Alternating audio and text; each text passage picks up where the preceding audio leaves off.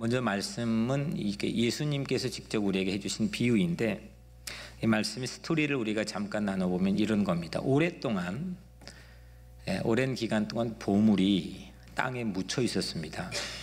중요한 것은 사람들에게 발견되지 않는 보물입니다. 그런데 하루는 지나던 사람이 우연히 보물을 찾아냈습니다. 그래서 기뻐 어쩔 줄 몰라 했습니다. 그래서 그 보물이 묻혀 있는 그 땅을 발견한 후에 집으로 돌아가 전 재산을 팔죠. 자기의 모든 재산을 팔아서 그 땅을 아예 사버립니다. 구매합니다. 이 이야기가 오늘 본문에 담겨 있는 스토리입니다. 그래서 천국은, 이게 오늘 말씀이 마태복음 13장이 천국에 관한 비유가 아주 꽉 차 있는 그런 특별한 장인데, 천국은 밭에 감추인 보물과 같다라는 말씀이죠. 그래서 treasure hidden in the field, 밭에 숨겨져 있는 보물이다. 이거를 착안해서 이제 땅에 묻힌 하늘, heaven buried in the earth, 그래서 땅에 묻혀 있는 하늘이다, 이렇게 말씀 제목을 함께 잡아봤습니다. 아무리 땅 면적이 넓어도 땅값보다도 묻혀 있는 보물이 더 비싼 가치가 있습니다. 한 예로 미국의 알래스카 땅을 구입할 때 아주 정말 헐값이라고 말하기도 힘들 정도로 그를 구매해서 자국의 영토로 삼았잖아요. 근데 그 안에는 어마어마한 석유가 숨겨져 있고 엄청난 자연 보고가 담겨 있습니다. 그럼 지금은 살 수도 없고 팔 수도 없는 그런 땅이죠. 그래서 오늘 말씀에는 마치 그것처럼 그 땅 면적이 아무리 넓다 할지라도 그 넓은 땅 면적의 땅값보다도 훨씬 그 가치 있는 보물이 그 땅에 묻혀 있다, 그거를 찾았다라는 거죠. 그래서 우리는 살아가면서 이런 보물을 만나면 참 좋을 것 같습니다. 만나기를 축복합니다. 그래서 젊은이는 세상에 많은 남자 여자가 있죠. 세상에 많은 남자와 여자가 있어도 젊은이는 그런 보물 같은 배우자 한 사람을 만나는 것, 우리 인생엔 아주 큰 축복입니다. 학자는 세상에 수없는 책이 있죠. 어마어마한 책들이 있는데 그 책 가운데서도 정말 내 인생을 바꿀 수 있는 보물 같은 한 줄기의 명문장이나 책 한 권을 만나는 것, 이게 학자가 되는 건 가장 중요한 만남입니다. 여러분들은 혹시 이런 보물을 찾으셨습니까? 이런 보물을 가지고 있습니까? 인생 모두를 움직이는 이런 가치를 찾으셨습니까? 내 인생의 가치는 내가 소유한, 내가 찾은 보물의 가치만큼이다 라고 생각합니다. 내가 어떤 보물을 향해 가고 있느냐, 그 보물의 가치만큼 내 인생의 밸류가 규정된다고 생각합니다. 근데 우리는 대략적으로 남과 비교할 수 있는 정도의 보물에 매여 있기가 쉽습니다. 남은 이 정도 가졌는데 나는 이 정도 가졌다. 남의 보물은 이 정도 가치를 하는데 내 보물은 이 정도 가치를 한다. 거의 신문지상을 보든지 아니면 여러분들이 관심 갖는 모든 정보 안에도 이런 정도의 비교가 가능한 그런 보물들을 세상에선 주목하고 있습니다. 그러다 보면 우리는 열등감에 시달립니다. 그래서 사사로운 보물들이 우리를 아주 쪼잔하게 만들고 작게 만듭니다. 협소하게 만들죠. 그래서 우리는 내 직장보단 더 큰 보물, 그리고 내 집보다도 더 큰 보물, 내 재능이나 내 실력보다 더 큰 보물을 여러분들이 인생 가운데서 만나기를 축복합니다. 예수님, 우리 보물은 뭐냐, 이렇게 제가 이제 여러분들이 단도직입적으로 도전을 해드렸는데, 오늘 본문 안에서 지금 등장하는 예수님에게 보물은 뭐였을까? 예수님에게 보물은 나라였습니다. 나라. 컨트리, 국경이 있는 나라는 아니고 킹덤이었습니다. 나라였는데 그거를 우리는 하늘나라, 천국이라고 부르죠. 그래서 오늘 말씀은 천국은 이와 같으니, 천국은 마치 뭐뭐뭐 보물과 같다. 그래서 천국은 마치 뭐뭐뭐 보물과 같다. 그래서 예수님의 보물은 천국, 나라죠. 하나님의 나라, 하늘나라. 또 예수님께서 말씀했습니다. 먼저 그의 나라를 구하라. 그의 나라와 의를 구하라. 그러니까 무엇보다도 가장 먼저 예수님 스스로가 주목하고 구하고 있는 것은 그분의 나라였습니다. 그래서 예수님에게 1등 보물은 하늘나라였죠. 나라. 오늘 말씀도 영어로는 천국, 그러니까 한글로는 천국이지만 영어로는 Kingdom of Heaven, 하늘나라입니다. 그래서 예수님은 보물 때문에 살았고 보물 때문에 심지어는 죽기도 했습니다. 그러니까 죽음을 걸 만큼 뭐 이렇게 재산 팔아가지고 사는 정도가 아니라 예수님은 자기를 던질 정도의 보물을 소유했습니다. 그래서 세상 사람들은 그 보물의 가치만큼 그 삶을 보통 평가하기 때문에 예수님의 삶을 그 가치만큼 평가하는 사람들이 지난 2000년 동안 역사 안에는 있어 왔습니다. 근데 문제는 이렇게 보물이 뭐냐, 뭐 이렇게 우리가 같이 잠깐 나누는데 보물의 위치입니다. 오늘 예수님의 가장 큰 관심은 보물의 로케이션입니다. 보물이 어디 있느냐 이겁니다. 보물을 다 만나고 싶고 찾고 싶죠. 보물이 어디 있느냐. 보물 찾기 한번 해보자. 보물 찾았느냐? 보물이 어디 있느냐? 근데 오늘 보물인 하늘나라는, 천국은 땅에 묻혀 있었다는 겁니다. 땅에 묻혀 있었다. 그러니까 하늘이 땅에 묻혀 있습니다. 그 설교 제목이 땅에 묻힌 하늘이죠. 예수님에게 보물인 하늘이 땅에 묻힌 겁니다. 우리는 살아가면서 내 안에 잘못된 하늘이 있을 때가 많습니다. 하늘은 있긴 있는데 나는 하늘이라고 생각하니까 나는 하늘을 품고 살고 있긴 하지만 그 잘못된 하늘일 때가 있습니다.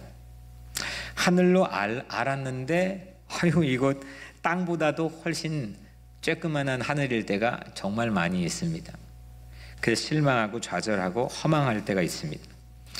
뭐 그 너무 단편적인 그냥 그 실예지만은 우리는 하지만 너무 보편적인 실예이기 때문에 들어보자면 사람들은 돈을 하늘이라고 생각하고 삽니다.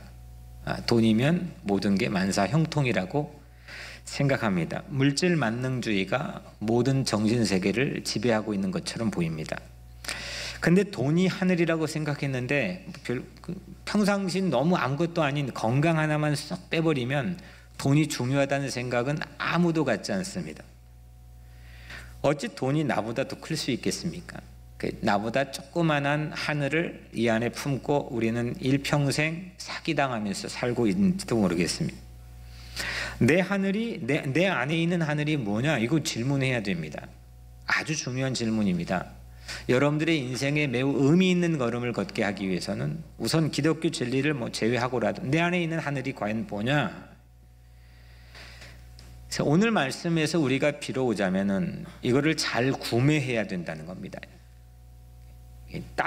하늘이 묻힌 땅을 사야 되는데 이걸 잘 구매해야 된다는 겁니다. 몽땅 다 팔아서 샀는데 망할 때도 있죠.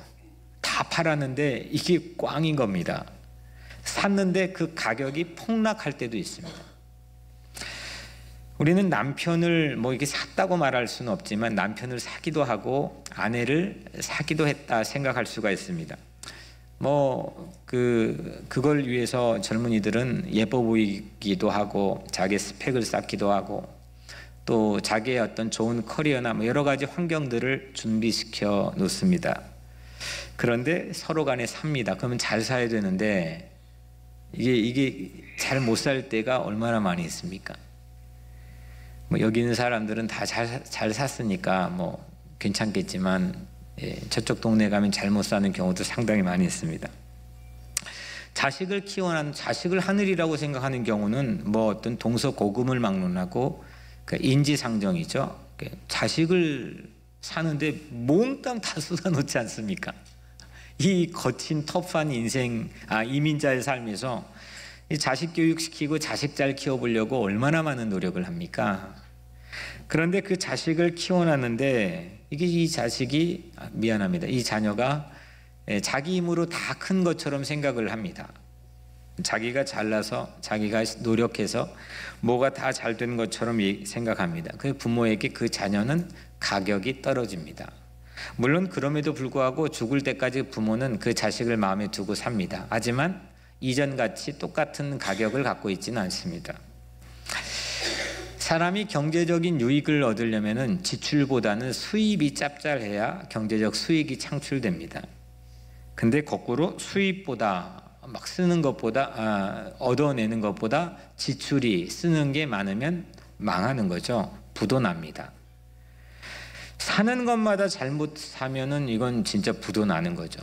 뭐 구입하는 것마다가 이거 잘못 산 거면 그 인생 정말 피곤하는 거죠. 여러분 구매를 잘 하고 있습니까? 땅에 묻힌 하늘을 잘 구매하고 있습니까? 봄을 묻혀 있는 땅을 잘 구매하고 있습니까? 부동산이라고 하는 이 말의 어원 자체가 여러 가지가 있긴 한데 리얼 에스테이트잖아요. 근데 이 리얼이 스페인어로 릴이라고 하는 화폐 단위에서 온 말이라는 뜻도 있는데 찾아보니까 별로 근거가 없는 말인 것 같습니다. 대부분 모두 다 이제 사전에도 나와 있고 근거 있는 말로는 리얼이라고 하는 건 진정한 참된 뭐 이런 뜻이죠. 에스테이트라고 하는 말은 여러 뜻이 있긴 하지만은 중요한 뜻 하나가 있습니다. 그리스에서 온 말인데 신분이란 뜻입니다. 신분. 그러니까 부동산이라는 것은 진정한 신분을 말하고 있습니다. 그래서 부동산이란 땅을 갖고 있는 사람만이 진정한 신분을 갖고 있다. 이런 의미를 우리가 생각해 볼 수가 있는 거죠. 여러분은 어떤 땅을 갖고 있습니까? 그 땅을 통해 여러분들의 신분은 어떻게 규정되고 있습니까? 여러분들의 인생이 땅이라고 한다면 여러분들의 신분은 무엇입니까? 보물이 묻힌 땅을 갖고 있습니까? 보물이 묻혀있는 인생을 살고 있습니까? 나를 어떻게 바라봅니까? 세상에 아무리 출세한 사람도 어느 순간에 자기를 좋은 땅으로 못 보는 경우들을 아주 많이 봅니다. 그러니까 이 자기에 대한 평가가 자기 안에 있는 보물이 무언가에 따라 규정되는 거라고 생각하는데 보통 우리 같이 이민 사회에서 좀 솔직히 까놓고 턱 터놓고 얘기하자면 메인스트림으로 자녀건 뭐든 진출하기 쉽지 않은 뭔가 핸디캡을 갖고 있다는 우리가 의식하지 못하는 무의식 안에서의 차별받고 있다는 생각이 자리 잡고 있습니다. 그래서 그걸 만회하고 표출하기 위해서 전 여러 가지 대용품들을 가지고 우리가 살아간다고 생각합니다. 저는 우리 교회에서 참 자랑스럽게 생각하는 것 하나가 우리 젊은이들을 보면은 요즘 가끔 보면은 좋은 차를 삽니다. 좋은 차를 사는데 제가 한 몇 번 들은 것 같습니다. 차를 교회 안으로 차를 사고 난 직후에 갖고 오지 않습니다.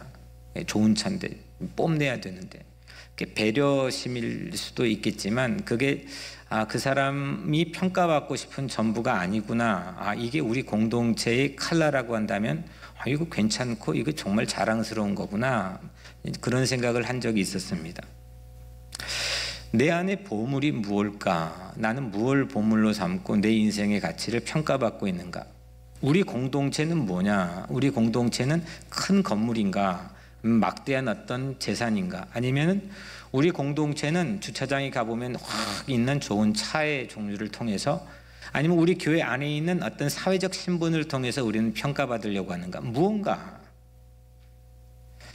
세상에서 평가받으려고 하는 일반적인 보물의 가치를 제가 잠깐 말씀드렸지만 우리가 실제 나보다 큰 보물, 나보다 사이즈가 커버린 보물 이런 보물들을 과연 나는 무엇로 규정하고 내 안에 품고 있는가? 오늘 예수님께서는 이런 말씀에 상당히 중요한 도전을 주고 계십니다. 그런데 그러면 나는 어떻게 평가해야 되느냐? 성경 안에서 하나님은 사람을 어떻게 평가하고 있느냐를 잠깐은 보면요. 사람을 어떻게 평가할까?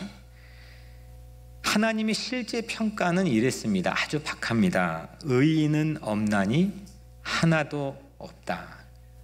그러니까 100%가 전부 살만한 가치가 지로다는 겁니다.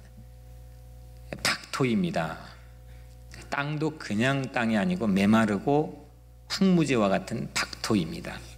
살만한 이유가 아무것도 없는 삶입니다. 그런데 이런 메마른 박토에 하나님께서는 어떻게 했느냐? 이거를 샀습니다. 이거를 그냥 하나님께서 창조했다고 해서 그냥 한 게 아니라 성경에 보면 분명한 값을 치르고 샀습니다. 로마서 5장 6절 말씀, 우리가 아직 연약할 때에 기약대로 그리스도께서 경건하지 않는 자를 위하여 죽으셨도다.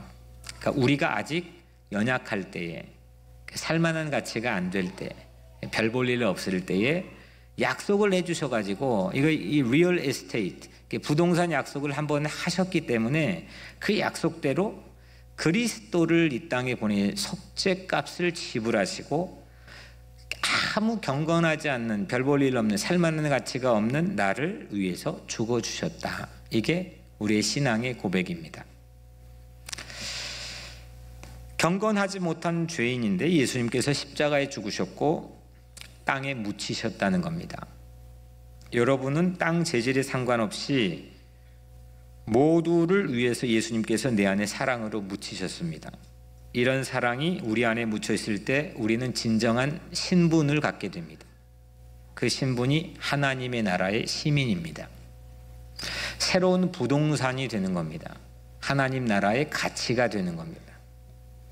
사랑을 받을 때 가치 있는 땅이 되고, 사랑을 받을 때 가치 있는 삶을 살게 됩니다. 예수님의 사랑을 받으시길 바랍니다. 예수님을 가슴에 품고 사시기를 축복합니다. 하늘을 땅인 내 인생에 품고 사시길 바랍니다.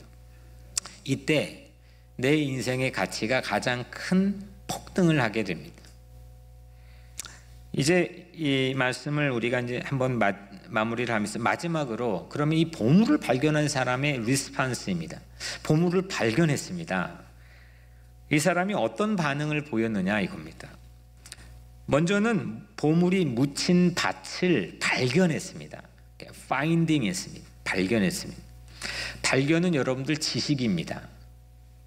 이게 뭐 세상에서 우리가 공부 학교에서 배운 지식이 아니고, 여하튼 그걸 포괄해 가지고 이 발견, 뭔가를 발견했다, 이건 지식입니다. 이 지식이 우린 습득할 때 우리에게 스트레스를 주고 긴장감을 주는 지식이 아니라 오늘 이 말씀처럼 나에게 기쁨을 주고 설렘을 주는 지식이 우리 안에 습득되어야 됩니다. 발견하고 숨겨두고 나서 두 번째로 뭐 했느냐? 뭐 했어요? 기뻐했습니다. His joy. 기뻐했습니다. 횡재했다는 겁니다. 기뻐한 거는 뭐냐? 이모션, 감정입니다. 첫 번째는 발견했습니다. 지식이. 두 번째는 기뻐했습니다. 감정입니다. 대략 보면 사람 잘 사는, 의미 있게 사는 사람들 보면 이 두 가지 정도까지는 옵니다. 지성에 머물던지, 지성에만 발견합니다. 늘 끊임없이 발견합니다. 아니면 기껏해야 지성을 지나서 감성까지 옵니다. 기뻐합니다. 발견하고 그 희열을 누리면서 기뻐합니다. 거의 거반 여기에서 끝나는 경우들이 많습니다. 그런데 오늘 이 사람은, 이 말씀의 주인공인 이 사람은 밭을 살려고 소유를 다 팔아버립니다.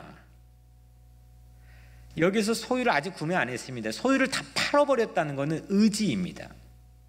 공교롭게 제가 그제인가 제 아내에게 우리가 하나님의 귀한 제자들을 양육하기 위한 세 가지가 필요한 것 같다라고 지나가는 그 농 섞어가지고 제가 얘기를 했습니다. 첫 번째는 비전이 꼭 있어야 되지 않겠느냐. 두 번째는 비전이 있어야 되니, 두 번째는 품성, 품격, 실력을 포함해가지고 그 사람의 품성, 품격이 있어야 되지 않겠느냐.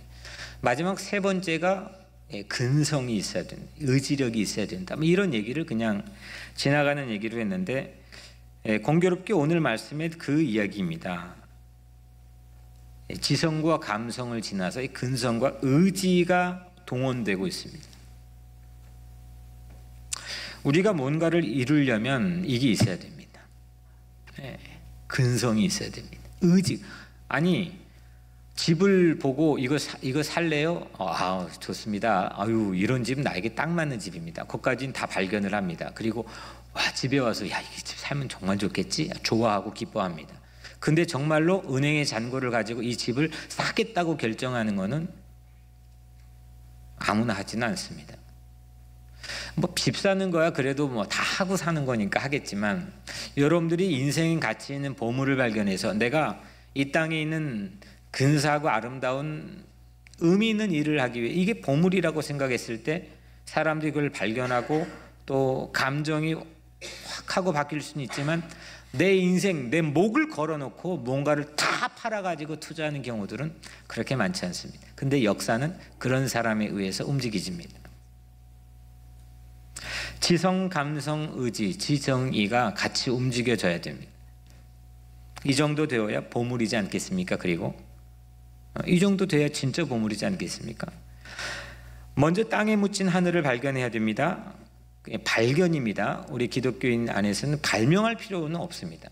인벤트 할 필요는 없습니다. 발견하면 되는 겁니다. 하나님 만들어 놓으신 창조 세계에서 발견을 하면 됩니다. 이미 있는 것을 발견하는 것이 신앙의 원리입니다. 그런데 보물이 평범한 땅에 숨겨졌다는 게 함정입니다. 아니, 누구나 다 알게끔 특별한 곳에 숨겨져 있으면 그거 누가 발견 못 하겠습니까? 신문의 숨은 그림 찾기가 보면 사실은 평범한 곳에 여기에 이거에 숨겨져 있었어? 우리가 그거를 알게 됩니다. 그래서 숨은 그림입니다. 특별한 보물이 평범한 땅에 숨겨졌기 때문에 사람들은 그게 보물인 줄 모릅니다. 지난 주일 제가 선포했다는 말씀 중에 모세가 떨기나무에 불이 붙는, 이거는 모세가 40년 동안 광야에서 늘 일상적으로 봐왔던 평범한 일입니다. 인위적인 인화작용을 안 해도 자연적인 태양열의 가열로 인해서 부시 같은 덤불이 뻥뻥 불이 붙는 것은 당시의 이 목동들에게는 일상입니다. 그런데 문제, 모세는 이 일상, 평범한 일상에서 불이 안 사라지는 것을 보고 걸음을 돌이켰습니다. 특별함을 놓치지 않았습니다. 아니, 40년 동안 광야에 목동했던 지긋지긋한 삶을 살았던 이 모세에게 40년이 지나도 그 특별함을 일상에 놓치지 않았다는 눈은 하나님이 40년 동안 지독히도 훈련시킨 겁니다. 그 전에 40년 왕실에서는 모세는 늘 특별한 것만 보고 살았습니다. 특별한 사건이 있어야 되고, 특별한 이벤트가 있어야 되고, 특별한 모멘텀이 마련이 되고, 특별한 사람이 있어야 뭔가 내 실력이 발휘될 수가 있는 사람이었습니다. 그런데 모세는 40년 동안 새로운 훈련을 받았습니다. 그래서 평범한 일상에서 특별함을 발견할 줄 알았던 모세는 그때부터 민족의 해방을 위해서 새로운 길을 걷게 됩니다. 사람들은 여전히 세상의 부동산 가치만 봅니다. 땅값, 집세, 직장의 연봉, 이걸 보면서 부동산에 선 나의 진정한 신분의 가치를 망각하고 삽니다. 내 가치는 뭔지 모릅니다. 돈 벌려고 삽니다. 집 살려고 삽니다.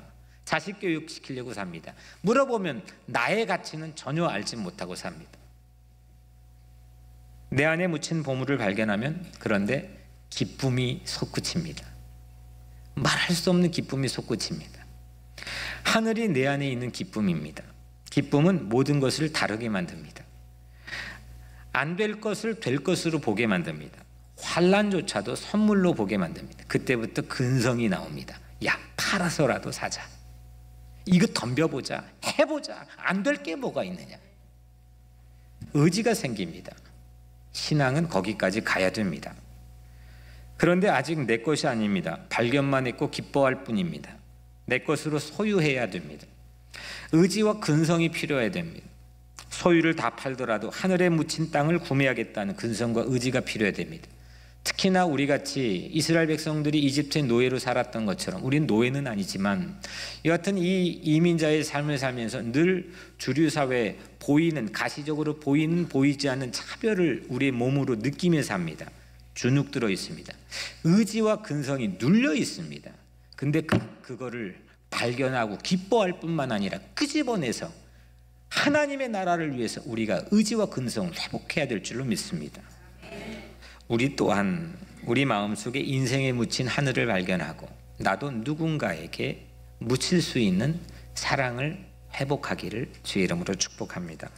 그래서 내 안에 묻혀있는 이수를 발견하고 누군가 또 공동체와 또 이 세상에 있는 이 사회에 묻혀있는 보물을 우리도 발견하고 기뻐하고 근성과 의지를 회복해서 무언가를 팔아 그를 살 수 있는 그런 여러분들이 되기를 주님의 이름으로 축복합니다.